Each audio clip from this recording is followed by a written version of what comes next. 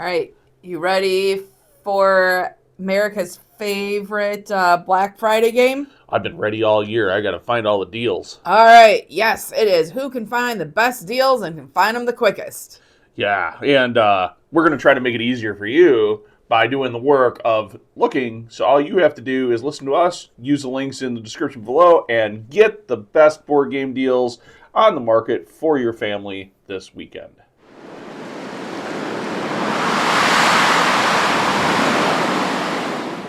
Welcome to WiscoDice. Hey, yo, folks, I am your host, Cozy with Most, and I'm joined today by... Hey, I'm Suzanne. And today is Thanksgiving, and we November 27th. Yeah, it's Thanksgiving. I guess the rest of the world that doesn't have Thanksgiving, it's whatever. But we all know, it doesn't matter where you are in the world, the U.S. has had an impact on the world with Thanksgiving that we now have Black Friday, and it's celebrated basically everywhere because you can get amazing deals shopping as you're doing your holiday shopping for your whichever holidays you celebrate or don't celebrate. Maybe you're just buying stuff with great deals. Anyways, we love this time of year. We love being able to shop and get extra discounts on games that we've always wanted to add to the collection but haven't quite added yet. Yep. So we're going to go over our 7 picks off of hot Amazon Black Friday deals that you can get today. And these are all games we have played and, for the most part, own. And they're ones we enjoy and think are great gifts to add to your collection. Yeah, or to absolutely. give to someone. So definitely, they've been tested.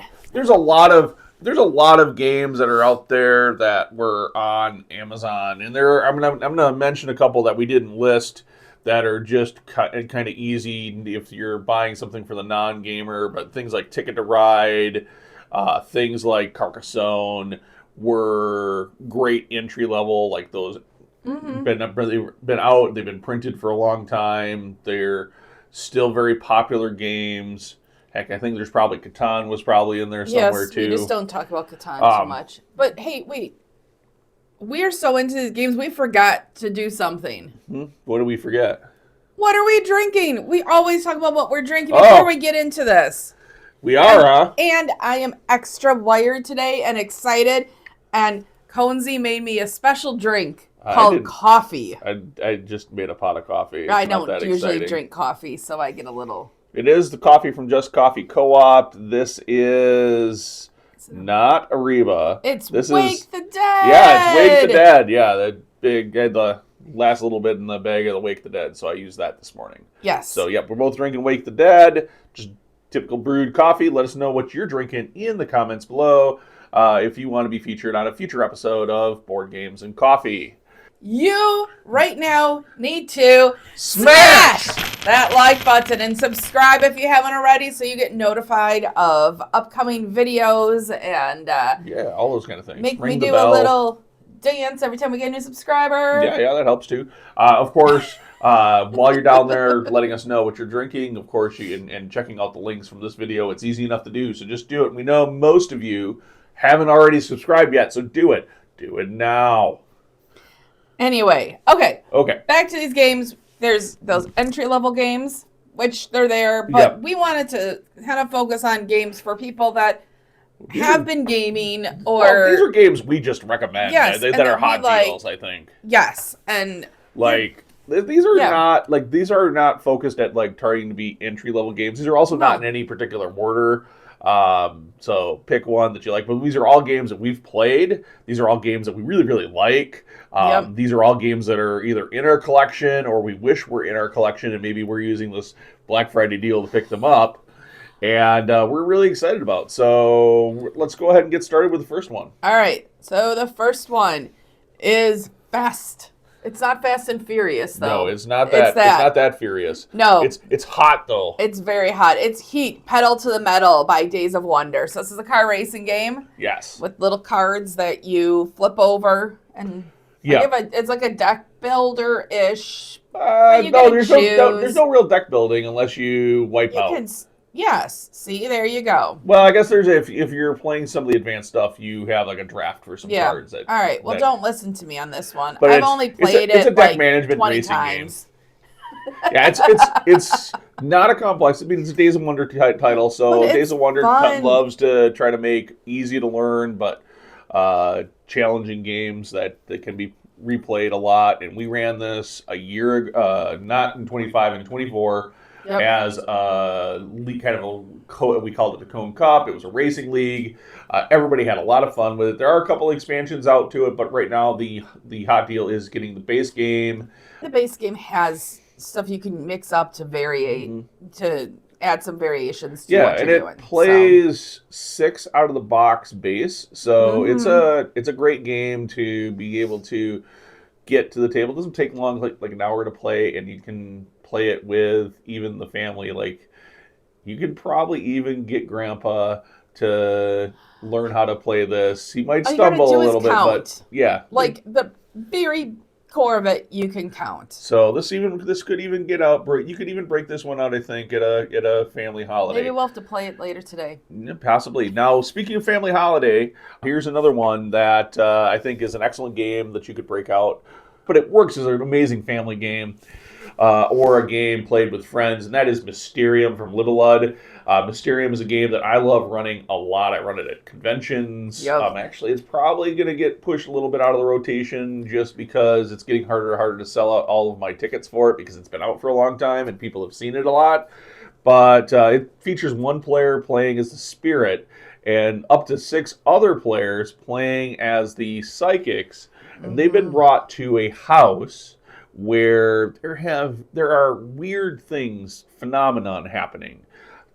Books are being symmetrically stacked, objects are moving, spectral forms are being seen, and so these psychics are here to try to uncover what is causing all of these disturbances. Now, as it turns out, this house has had many, many murders in the recent past.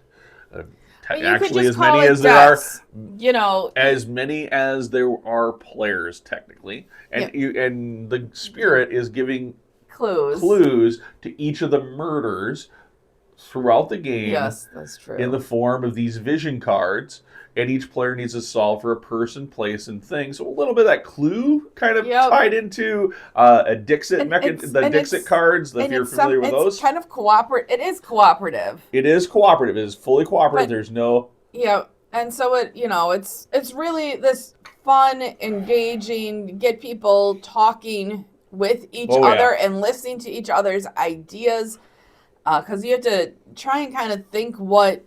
What is being given out and everything. So every time I run this at a convention, the first thing I have to tell all the spirits, and I tell them all the time, and then I watch them do it anyways, is the second the spirit gives you your vision cards for your psychic. You gotta share them. You got to put them on the table face down and let everybody else see them, or face up, so everybody can see them. So that everybody else can also be chatting and chiming in while they're waiting for their vision cards. And they could be like, I think this little, I see this little gold coin on it, and there's a gold coin on this person's thing, or this gold medallion. Maybe that's what he's trying to tell you. Or, hey, your 3 cards are all red. I think it's got to be this one that's got a red background. You can get those conversations going. It's so much fun, and it's a nice, fast play as well. You know what else is really great that we discovered recently is our game nights we have at the house. Our daughter had some friends over, and this is a game they wanted to play, that they play with their family. So if you've got those older teens, young adults that maybe are a little resistant to playing games, this is a game that they will enjoy playing. And the fact that it's cooperative means that nobody is just outright to try to win, because especially at that age, a lot of times you see a lot of high competitiveness. They all have to win. Yeah. All right. So next one is also sort of cooperative. Yeah, it's a team. It's a team. It's a party game. It's a team party game. Yeah, but party game where you're sitting and you're talking and you all have to be on the same wavelength. So, ha. Yes, it's my one joke of the day. I've used it on these. Okay, so Wavelength, it's by CMYK. And this is just, the box is very unassuming. You just see these striped colors. It looks kind of, 60s, 70s style. It's not. And what, like, you get a card and you have to, like, pick where on this spectrum, where on this, like, what wavelength it is, and try and get people to guess. Well, yeah, so you're all in the same range. There's this big dial thing, right? And you spin when one person from your team will spin that, and then they get to see where the spectrum is. Yes. And they have a card that they have to that's basically a category, and they have to give a clue to their team of something that's in that category, and then the team has to try to figure out. They have a little needle because the dial gets closed, so they can't see where the band is, and they have to try to adjust the needle to where on the wavelength they think that clue is. So, like if I gave you if my thing was. Well, it's just, I think if my category was Thanksgiving and my little wavelength band was way to the right, so really, really. And then you've got like that card that shows which way. I might give a clue like turkey, and then your team would have to favorite food or something or well, no, it would be like the category was Thanksgiving. Yeah. I would say turkey. Now you would have to set the dial to where you think on this thing, is turkey really, really Thanksgiving, or is it really not Thanksgiving? Yeah. So it's a fun game to play. Lots of joking around, lots of getting to know other people and stuff. Mm-hmm. So let's move away from some cooperative games. Yeah, let's just roll right into another game. What's the next game that you got? Well, this next game is Role Player from Thunderworks Games. Now, Thunderworks Games is right here out of Madison. They're one of our favorite publishers. Mm-hmm. We love the entire team over there, and it's one of the larger publishers, and they're not that big as far as like number of staff, but it's there's a lot of actual staff that's now on his payroll over there. So like Role Player is great. It's been around for a while. This is one of like this isn't the signature title, I think, for Thunderworks, because Cartographers is another really hot title of theirs. But Role Player is the first game really in the Ulos universe. Yeah. It is the game, I think, that kind of put Thunderworks Games on the roadmap. So in the game, you like have these dice that you are drafting, and you're putting them in stats for kind of like a D&D character. Yeah.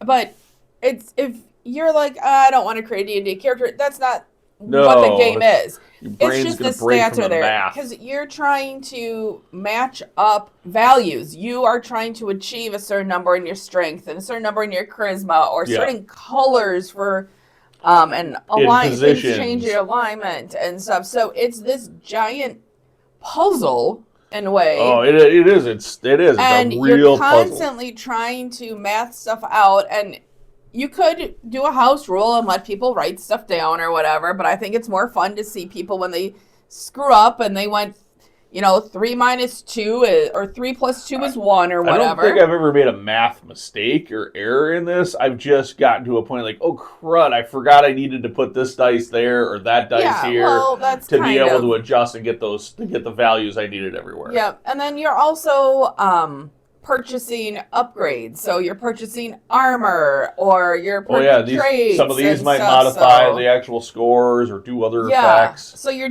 having this whole tableau, and so in the base game, it's like you do a lot of stuff, and then you got this fun little character that you can, if you want to, make a story and name afterwards, or be like, oh my gosh, I have this big ogre who is very weak, but very, has a lot of wisdom and stuff, so kind of fun that way. And there's 2 expansions to Role Player.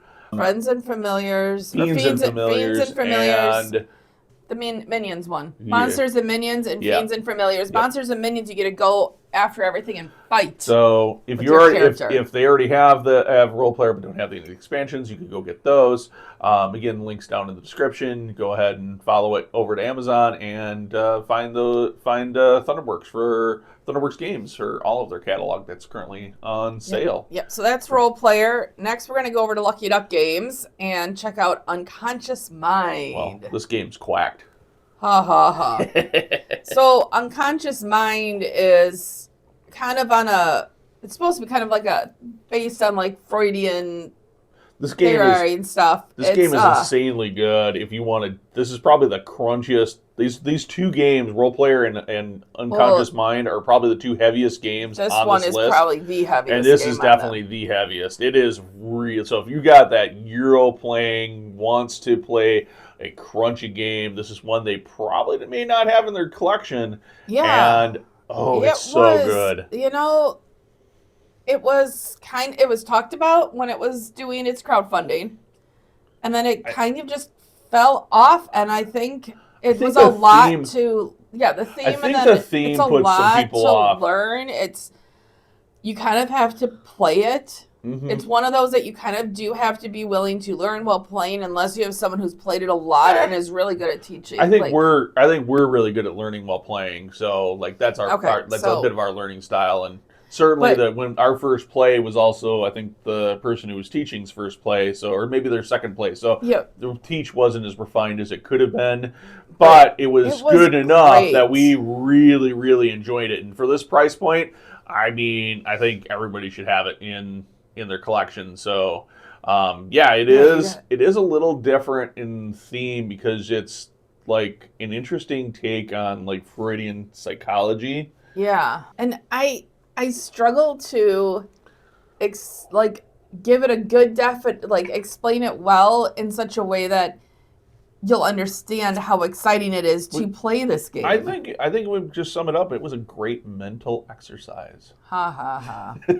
All right, what's the next one? Well, we're going to unfurl our wings and choose something that's fairly popular these days in the Span universe from Stonemaier Games, and that is Wormspan. Now, I think if it's not known, I'm not a huge fan of Wingspan itself. Like, it's a fine game.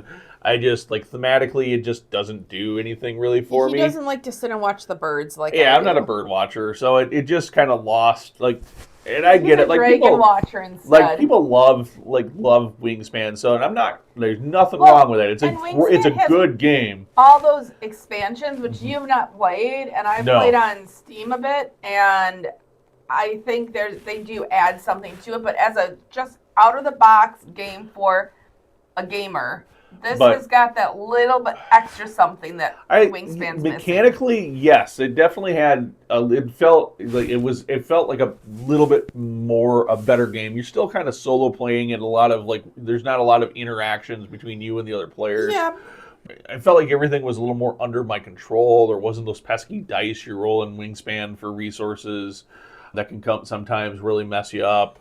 I mean, this thing's kind of cool where you dragon. Who doesn't like dragons? Dig out the cave, you explore the caves, you excavate the caves, and then dragons move in. Yeah, who doesn't like dragons? It's got such a cool little book that it looks like all these dragons are real and gives you a little synopsis of each of the dragons as if you could go find them in the wild. And then the upgraded components for Wormspan too, the official ones, are all really cool too. So it's a cool little game to upgrade a little bit, and definitely getting the metal coins for it particularly is really cool. You should definitely have those.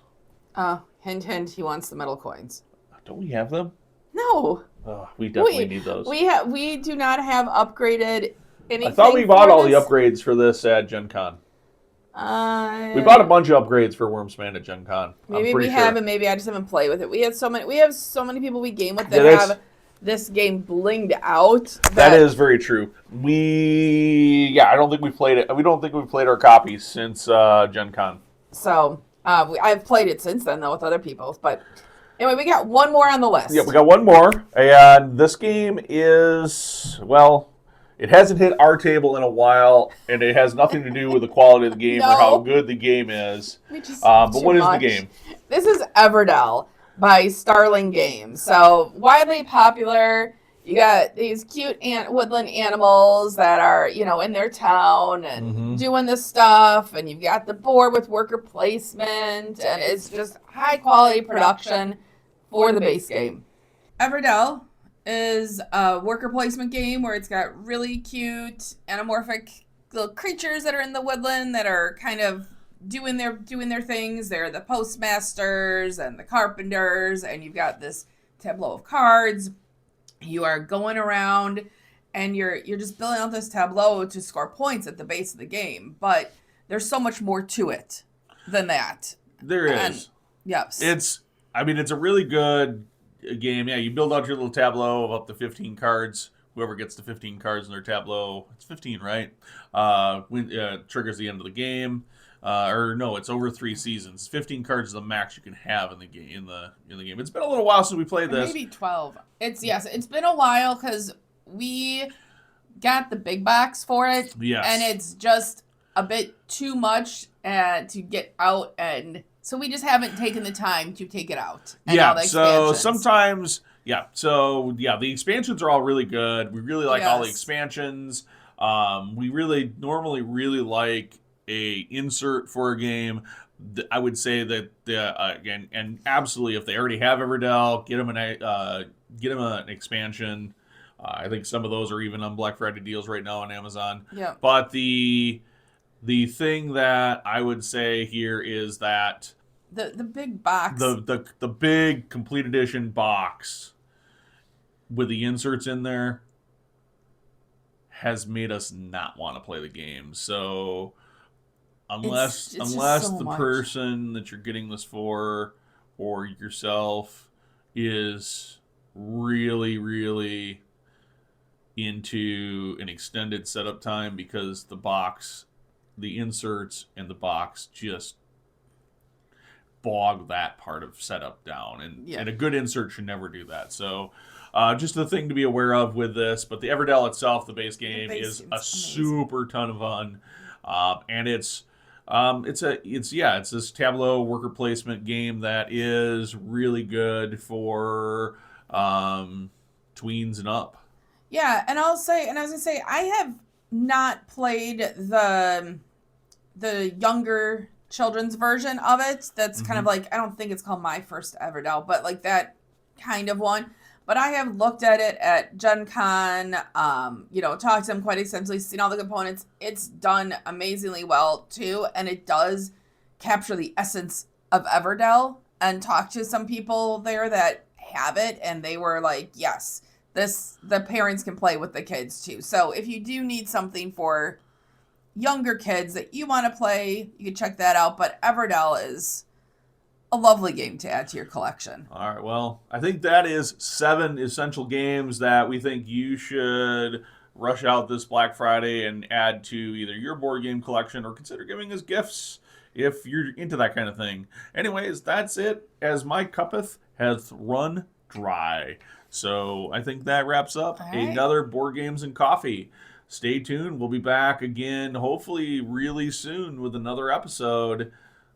Until then, peace out. Hey there, it's Conesy. Thank you so much for watching. We put out videos weekly here at WiscoDice. Check out our channel for more great videos, and don't forget to subscribe. We also have more great content on our website at WiscoDice.com. Of course, we do this all for you, the viewers. So please like the video if you enjoyed it, and thanks for watching.